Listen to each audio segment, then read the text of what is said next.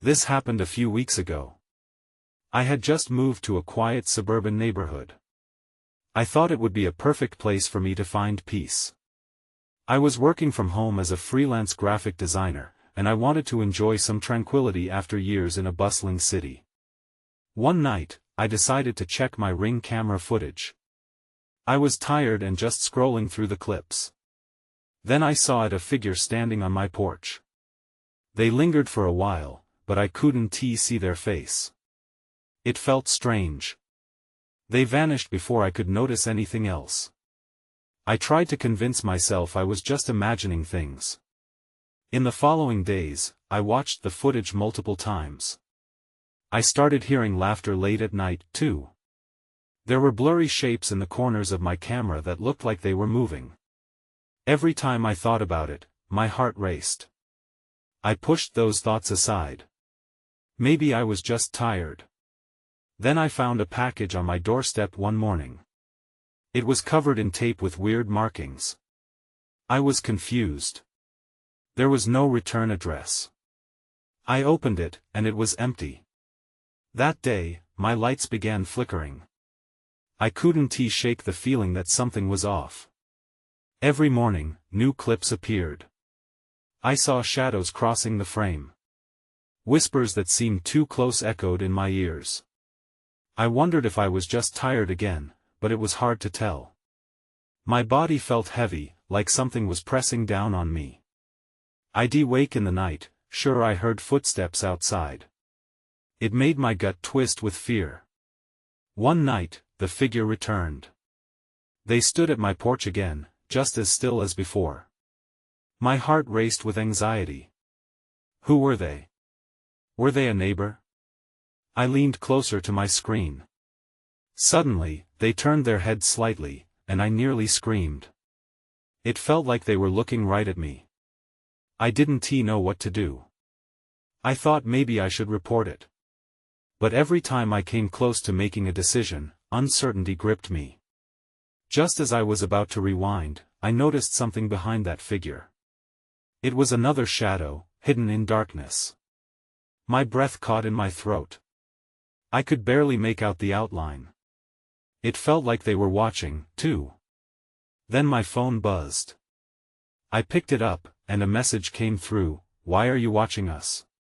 I felt my stomach drop. I turned to my door, but nobody was there. I started feeling like my mind was playing tricks on me. I sat in silence, heart racing, staring at my phone and the camera feed. Was this real? I wanted to scream, but I felt paralyzed. I tried to convince myself it was all just a figment of my imagination, but deep down, I knew something was wrong. I couldn't escape the reality that I might not be alone after all.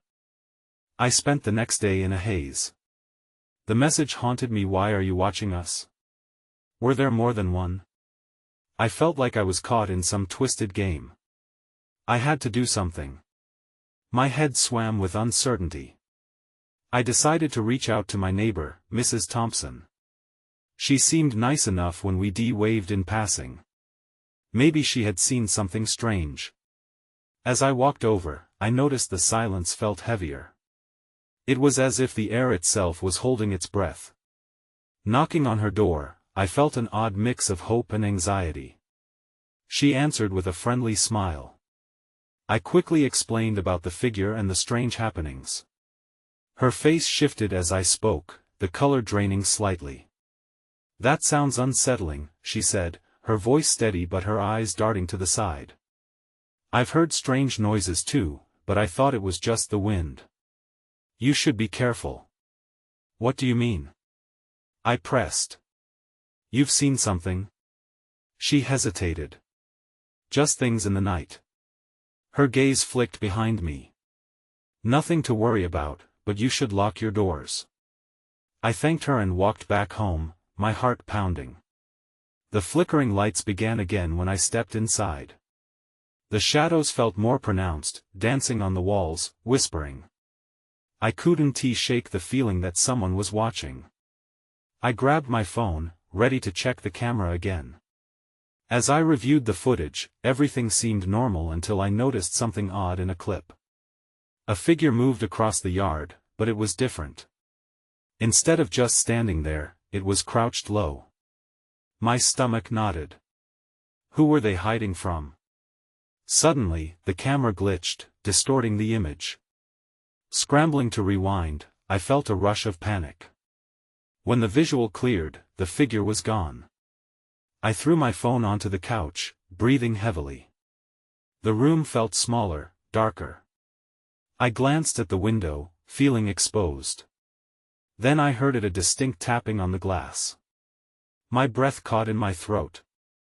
I turned slowly, and my heart stopped. There, looking in through the window, was a child. A small boy with wide, hollow eyes, standing just outside. He seemed lost, scared. But then I noticed he wasn't alone. The shadow from my footage lingered behind him, watching me. My gut twisted. I stumbled backward, feeling the wall press against me. "Help me!" the boy cried, his voice trembling. "They want to take me." I fumbled for my phone to call for help but hesitated. Could I trust him? I felt torn between compassion and fear. Who were these people he was hiding from? Before I could respond, the lights flickered wildly, and everything went dark. The silence became suffocating, and I could hear my pulse thundering in my ears. And then I heard a door creak open somewhere in the house. I wasn't alone anymore. As my mind raced, thoughts collided. Who was in my house? I had to find out. My instincts kicked in. I needed to gather my courage. I couldn't stay frozen in fear. The creaking door felt like a challenge, pulling me into the dark. I quietly stepped toward the sound, my heart racing. Every creak of the floorboards beneath me felt amplified in the silence. A chill swept through the hallway. The shadows pressed against my skin. I glanced back at the window, half expecting the boy to still be there, to stick with me. But he was gone. The darkness felt heavier without him. I reached for the hallway light switch but hesitated. Flipping it would mean illuminating everything, revealing whatever lurked nearby. But I couldn't just wander blind. I took a deep breath, flicked the switch, and blinked as the lights flickered back on. The hallway was empty. No one was there.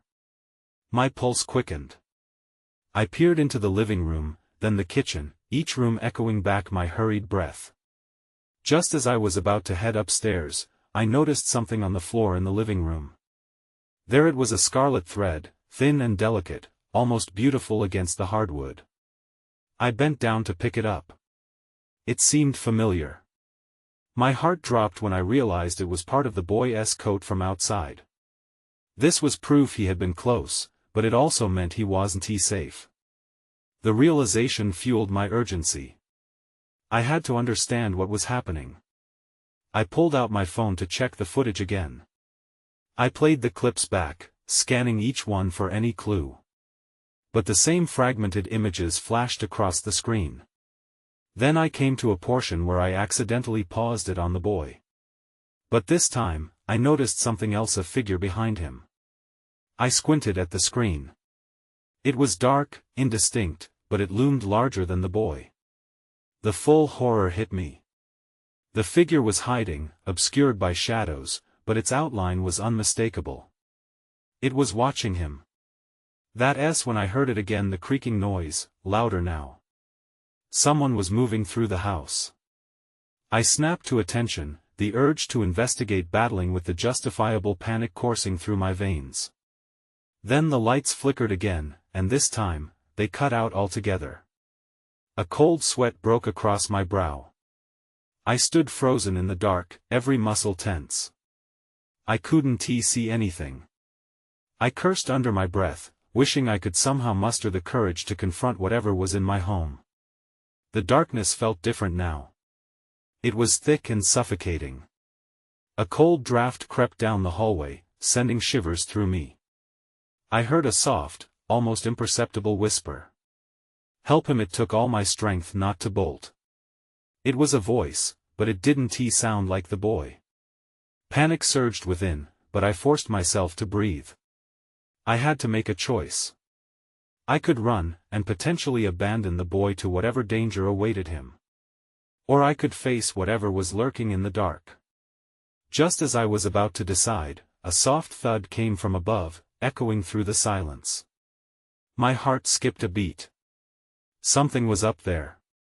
I had to find out. I took a cautious step forward, trying to prick up my ears over the pounding of my heart. The thud had come again, a bit louder this time. It echoed through the stillness, a rhythmic reminder that something was very wrong. Whatever was above me, it was moving. I glanced at the living room window.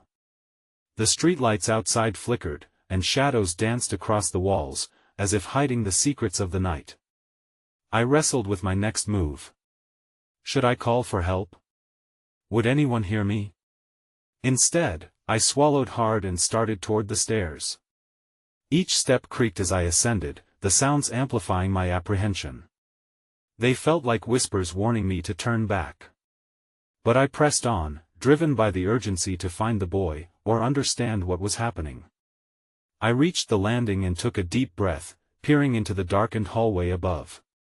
The thud came again, more distinct this time, and it seemed to be coming from a room at the end of the hall. It was beckoning, pulling me closer. I shook my head, trying to clear the fog of fear. I had to confront whatever was up there. As I approached, I noticed the door to the room was slightly ajar, just enough for the darkness to seep through. I hesitated, my hand hovering over the doorknob. "Hello?" I called out, my voice tremoring. No response came, just silence and that relentless sense of unease. I pushed the door open slowly, the hinges squeaking softly in protest. The room was dimly lit by the sliver of moonlight peeking through the window.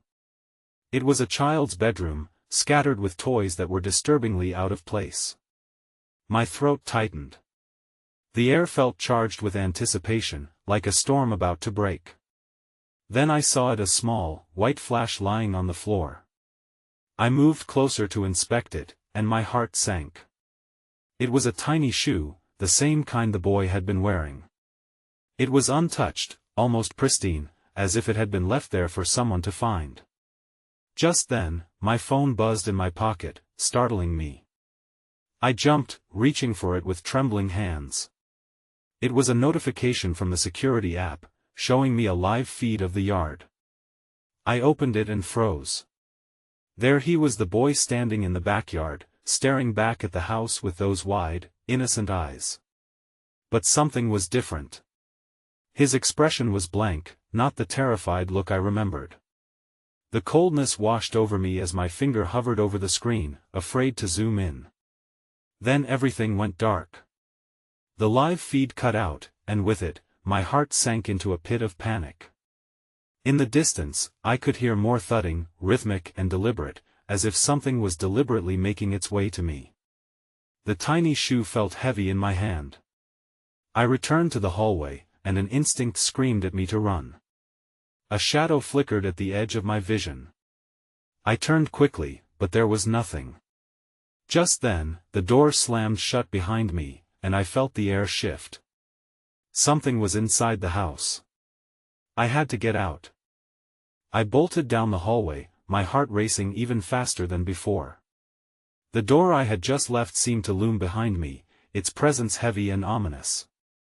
I reached the top of the stairs and could hear the thudding again, now accompanied by other sounds that made my skin crawl, scratching, like nails on wood. I couldn't linger. I stumbled down the stairs, each step feeling like a small eternity. My eyes darted to every shadow, every flicker of movement.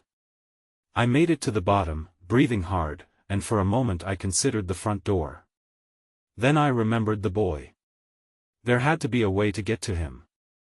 But as I glanced back, I caught a glimpse of something moving in the dark hallway above.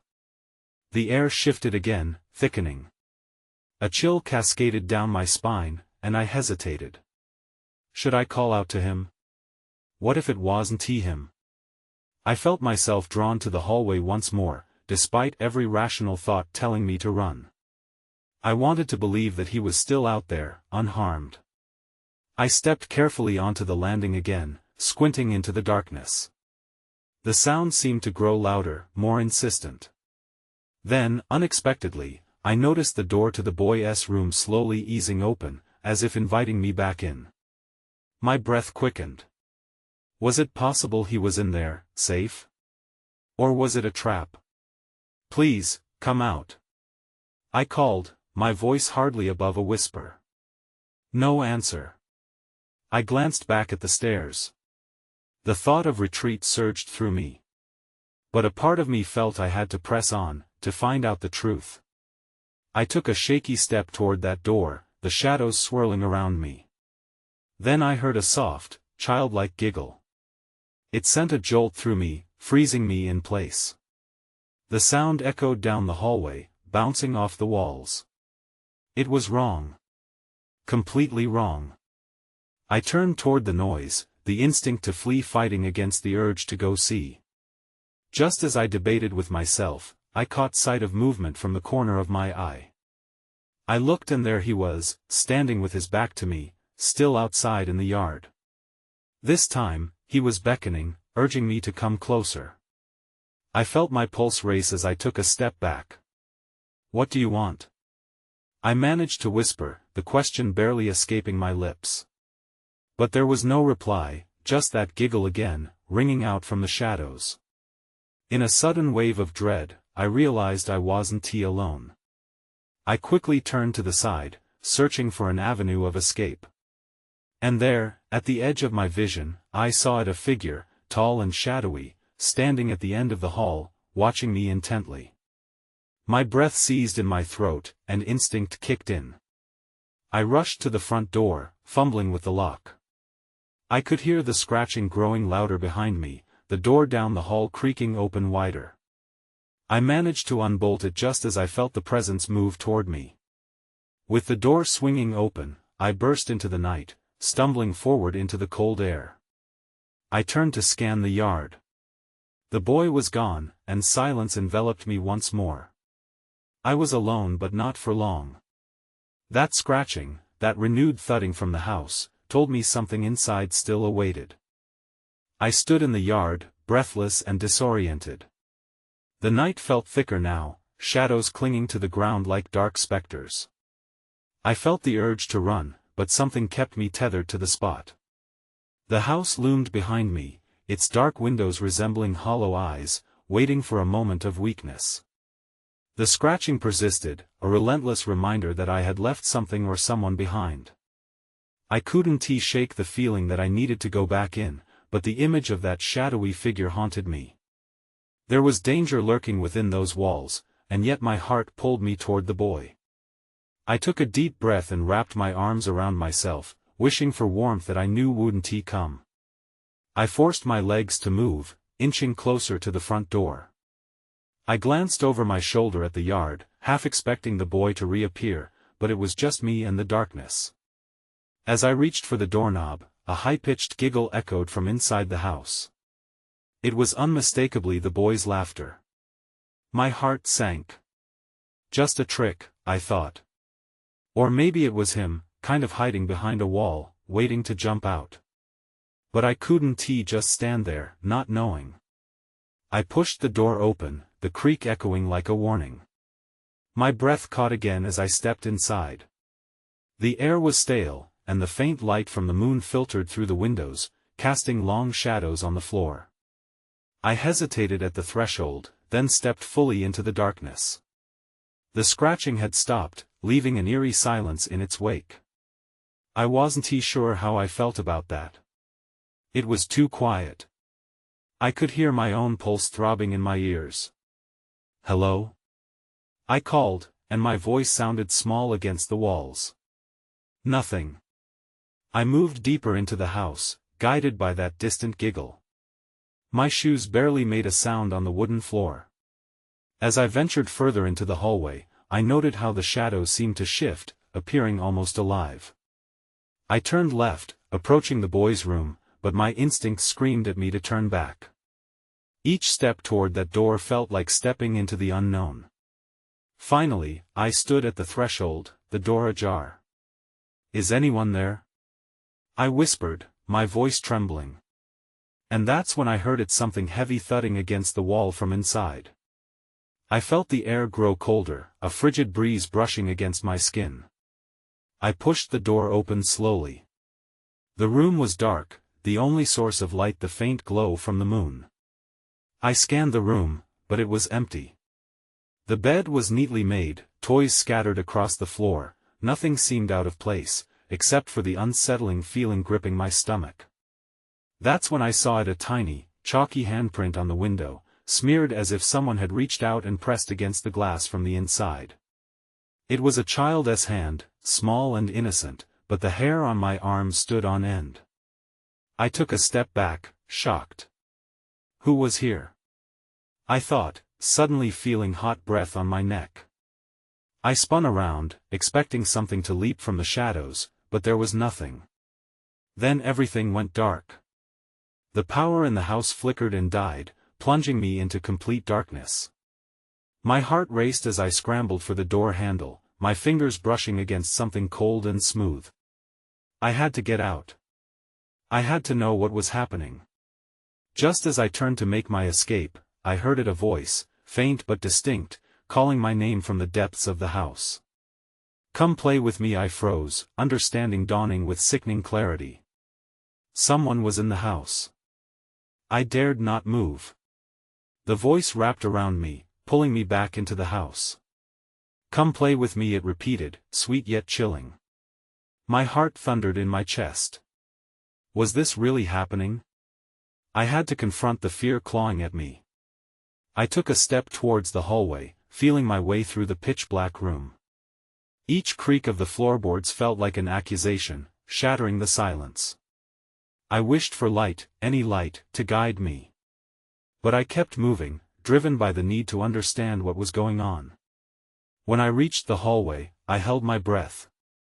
A soft glowing light flickered at the end, barely illuminating the walls. It might have been my imagination, but it felt like the shadows were watching. I squinted into the dimness, searching for the source of that voice. Is someone there? I called, but my voice trembled, sounding far weaker than I wanted. The dim glow flickered out.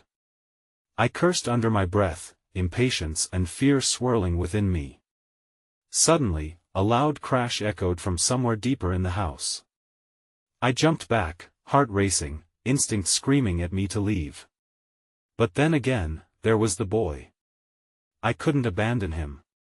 I pushed my fear down and pressed on. The voice called again, drawing me into a room on my right, an old playroom. As I stepped inside, the atmosphere shifted, thickening around me. Toys lay scattered, but one in particular caught my eye, a small doll sitting upright on the shelf, its glassy eyes staring back at me as if it knew my every thought. I took another step, feeling like the air was charged. And then, there he was. A faint, hazy figure standing just behind the doll. It was the boy, his outline flickering like a dying light. Did you come to play? He whispered, his tone innocent yet somehow foreboding. My blood ran cold. I had seen him before, but this was different. There was a heaviness in the air, a sense of wrongness that accompanied him. Where have you been? I managed to choke out, confusion and fear mixing in my throat. Come closer, he urged, his smile widening, revealing teeth that glimmered unnaturally in the dark. My instincts screamed at me to run, yet part of me wanted to step forward, to understand. As I wrestled with my indecision, the doll fell from the shelf, landing squarely at my feet. I jumped back, the movement releasing a cloud of dust that danced in the little light breaking through the doorway. That was when I saw it, the boy's expression changed, his eyes darkening. You shouldn't have come here, he said, voice sharper now, as if the innocence had peeled away to reveal something deeper, something sinister. And with that, the room spun, the walls closing in. I tried to back away, but my feet felt glued to the floor. Panic surged through me as the floorboards began to creak. The shadows elongated, stretching toward me, coming alive in a way I had never experienced before. Just then, the lights flickered back on, illuminating the room in an eerie glow. But the boy was gone. In his place lay the doll, its eyes now clouded and lifeless. I stumbled back, breathing hard, every instinct screaming for me to escape. What had just happened? I had to figure it out, but it seemed the house had other plans. A sound came from behind me, a low, guttural growl. I turned slowly, dread washing over me. Whatever was in this house was angry, and I realized I might have awakened something I couldn't handle. I stood frozen, staring at the doll. The growl echoed again, reverberating through the room. My heart pounded against my ribs as I forced myself to turn. This time, I wasn't just scared, I was terrified. The air felt heavy, thick like a choking fog, and I could sense something lurking behind me. Whatever it was, it didn't want me here. I turned and faced the doorway. There was just darkness waiting for me on the other side. I could feel the presence behind me, shadows shifting closer. My body moved almost on instinct. I bolted from the playroom, fear propelling me forward down the narrow hallway. "Hurry," I whispered to myself, trying to drown out the sound of the guttural growl. My mind raced with thoughts of escape, but a sickening feeling told me the way I came wouldn't be the way out. I could hear faint whispers too, calling me back into the void of the house. The living room was my first destination. As I entered, I stumbled over a forgotten toy, sprawling into the wall. My breath came out in harsh gasps. I scanned the room for any sign of an exit, any light I could latch onto. The older furniture looked more like tombstones in the dim light, ominous and weighty. That's when I noticed it. A flash of movement caught my eye, and I looked toward the far corner. A shadow flickered there, just beyond the edge of the light. I squinted, feeling a pull, a desire to get closer. But as I took a small step, the momentum shifted. The figure stepped forward, breaking the silhouette that had kept it hidden. It was the boy again, but now his appearance was more defined. His smile was gone, replaced with a scowl that twisted his face. "You shouldn't have come back," he hissed, his voice dripping with malice. "What do you want from me?" My words were shaky, but I stood my ground, defiance burning bright in my chest. The boy took a step closer, and something behind him writhed, something dark and twisted. "I just want to play," he replied, voice sweetening, but the intensity in his eyes suggested otherwise. Before I could respond, the lights flickered once more, sputtering ominously. When they regained steady glow, I saw much more than just the boy. Other figures began to manifest, their faces blurred, mouths moving in sync, whispering something unintelligible. The room felt like it was alive, breathing, pulsing around me. I backed away slowly, feeling the wall press against my back. The whispers grew louder, chanting a name I couldn't quite catch. I knew I had to escape before whatever held them captive turned its attention to me. In a split-second decision, I dashed for the front door, praying it would open. As I reached for the handle, a cold sensation washed over me. I froze. The whispers had stopped, replaced by a chilling silence. That's when I saw it, I gasped, my heart nearly stopping. A figure stood right behind me in the reflection of the frosted glass, a tall shadow looming, smiling wide. I turned slowly, dread creeping up my spine. The door, which had seemed like my salvation, was still closed. Before I could even scream, the handle twisted, and the door swung open. The sudden rush of cold air felt like a breath of fresh sorrow. I hesitated, adrenaline coursing through me. This was it. There was no going back now. But as I stared into the darkness outside, something tugged at my insides. I glanced back into the house, where the boy and those other figures awaited me. Whatever this was, it wasn't over. Not yet. I stumbled through the door, the cold air biting into my skin like icy fingers. The night stretched before me, shrouded in shadow. While the darkness felt freeing, it was also a daunting void, hiding all kinds of unknowns. I could hear the faint hum of the wind, but behind me, the house resonated with something else, an echo of whispers that sent shivers racing down my spine. An instinct told me to run. I sprinted into the street, glancing back at the looming structure. The door creaked ominously as it slowly shut behind me, sealing in whatever horrors lurked inside. My heart raced as I turned to flee down the unlit road, desperate to put distance between myself and that dreadful home. Just when I thought I might escape, my foot caught on the sidewalk, sending me sprawling into the gravel. I gasped, pain shooting through my knee. I picked myself up, eyes darting back toward the house. Had I imagined it? The boy? The others? Maybe it was the lingering adrenaline playing tricks. As I limped away, I spotted a dim light flickering at the end of the street. Relief surged through me. I headed toward it, hoping to find someone to help. A safety net in this nightmarish scenario. But the lingering unease didn't dissipate. The whispers in my head returned, echoing the boy's voice. "You shouldn't have come back." I shook my head, trying to drown it out. Then I thought of the figures behind him. Were they trapped? Were they, like him? I reached the light, finding a gas station with flickering fluorescent bulbs. It felt like a sanctuary as I stepped inside. The cashier looked up, his eyes widening momentarily before his expression turned to one of concern. "You okay? Do you have a phone? I need to call someone. Please." I tried to keep my voice steady, but I felt the tremor in my hands. He handed me the phone, and I quickly dialed the police. As it rang, I paced back and forth, every instinct telling me that I should not have left the house. I should have stayed. I should have fought. All the while, my mind raced with questions. Why did the boy want me? What were those whispers trying to say? Finally, a voice answered, stern and professional. I relayed what had happened, my words tumbling over each other. "Something is wrong at that house. There are kids, they need help." The officer on the other end tried to press for more details, but just as I spoke the last word, the lights in the gas station flickered. My heart sank as I turned toward the windows. Just outside, the night was as thick as a curtain. And then I saw them, the figures moving in the dark, gliding toward the light with an unnatural grace. "No!" I screamed, dropping the phone.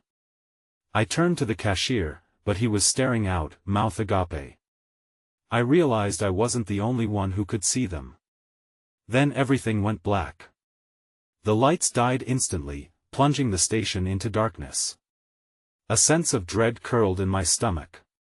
I could hear whispering again, soft and melodic. I backed against the counter, feeling its cold surface against my back. "Let us play," a voice chimed sweetly in the pitch black. I don't know how long I stood there, but as I breathed heavily, I knew one thing: I wasn't alone anymore.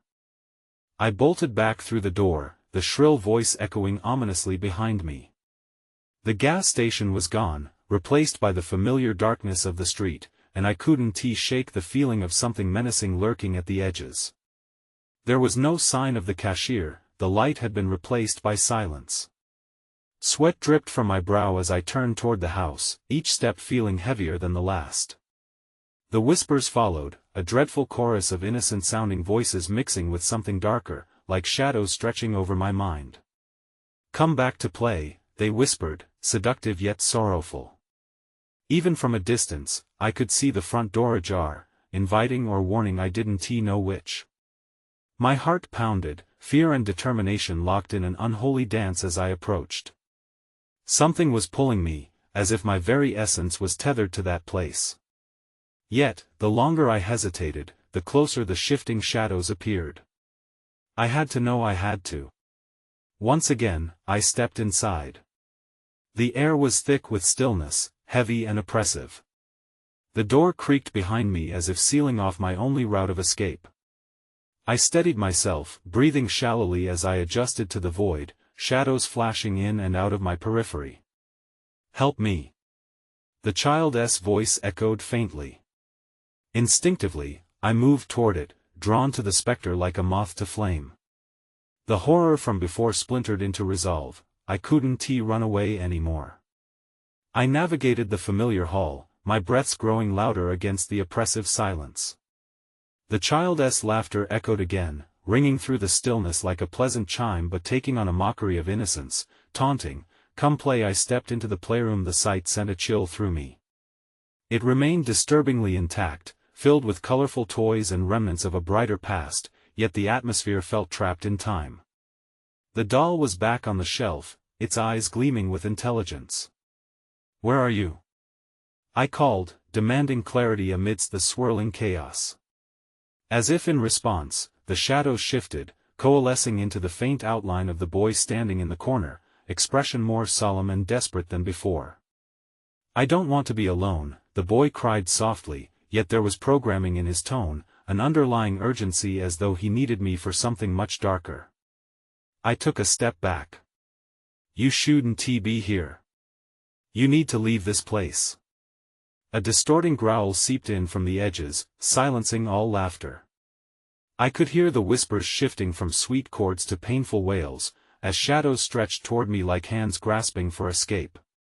"Don't leave," he whimpered, moving closer, yet something dark curled behind him, forming shapes that fractured the bewitching illusion of innocence. The air turned thick, stifling. "No!" I shouted, memories crashing back to me, the child's desperate pleas, lifeless expressions behind hollow eyes. I realized what they represented: locks, chains, trapped souls bound to this wretched landscape. Just as the energy in the room shifted dangerously, I turned to escape, darting down the hallway like a bullet. The growl became more pronounced, furious, a sound that didn't belong in the living world. I stumbled into the kitchen, praying for an exit. The door had shut behind me tightly. In that moment of desperation, a revelation hit me as the whispers intensified, and the shadows gathered around, embodying everything those trapped souls had become. It was a call for help, a cry for release. I grabbed a kitchen knife, the weight of it steadying my resolve. "Just let me go!" I screamed, clenching my teeth as I stepped into the heart of the darkness, facing the figures materializing in surrender. "I will not be your prisoner anymore." My heart felt like it would explode. I could feel their presence pressing against my skin, every figure pushing into the space around me. They joined in a cacophony, their desperate pleas melding into a singular message: "Free us!" The shadows moved with the rhythm of despair, the echo of laughter twisted into mournful cries. "Why did you come back?" the boy hissed, his voice morphing into something inhuman. "You're one of us now." A surge of panic threatened to swallow me whole, but I steadied my grip on the knife, pushing forward into the midst of swirling gloom. "I will break this curse." With every fiber of my being, I thrust the blade toward the shadows. They screamed, a piercing wail that rattled the very walls. The shapes faltered, flickering like candlelight, and in that moment, a clarity washed over me. They weren't simply hauntings, they were voices, a community trapped in despair. But even as I realized their plight, I felt a tug on my essence, an insidious longing to join them. I dropped to my knees, feeling the ground rumble beneath. I screamed, "I want to let you take me." I plunged the knife into the floor, hoping to puncture the curse weighing down on this house. In an instant, everything exploded. The light burst forth, blindingly bright, illuminating the room in shadows and recollections, laughter colliding with cries of anguish. Figures whirled and twisted around me, their faces shifting from rapture to pain. Then suddenly, through it all, I felt a release, a slashing through the darkness pinning them down. I gasped, feeling the strangest weight lift. A kaleidoscope of tortured souls swirled toward the light, their cries mingling into a single surge, whispers of gratitude that suffocated the very walls. And then it was over. The house fell silent, the atmosphere balanced on the precipice of stillness. I lay on the floor, heart racing, every aspect of fear within me pulling back. When I stood cautiously, everything felt eerily quiet. I reshaped the landscape seasoned in shadows, and the house no longer felt like a prison. Whatever curses had lingered had retreated, leaving echoing memories of distress in its wake. Only then did I understand I had peeled off a layer of pain but left remnants behind. I stumbled out of the house, gasping for breath. I scanned the now peaceful street, a torrent of emotions conflicting within. Had I truly freed them? Or merely traded one haunting for another? As I stood there, shaking with uncertainty, I took a deep breath. I had escaped, but what remained unspoken lingered in the air. In the distance, I thought I heard scattered laughter again, echoing faintly through the silence. Days passed, and the house remained empty. I had never seen the boy or any figures again. But sometimes, late at night, whispers flickered through the trees. I moved to a different neighborhood soon after. Sometimes I wonder if the children are still waiting, still playing in the shadows of that house, and most nights I try not to think about it. But I know I'll never forget. Not truly.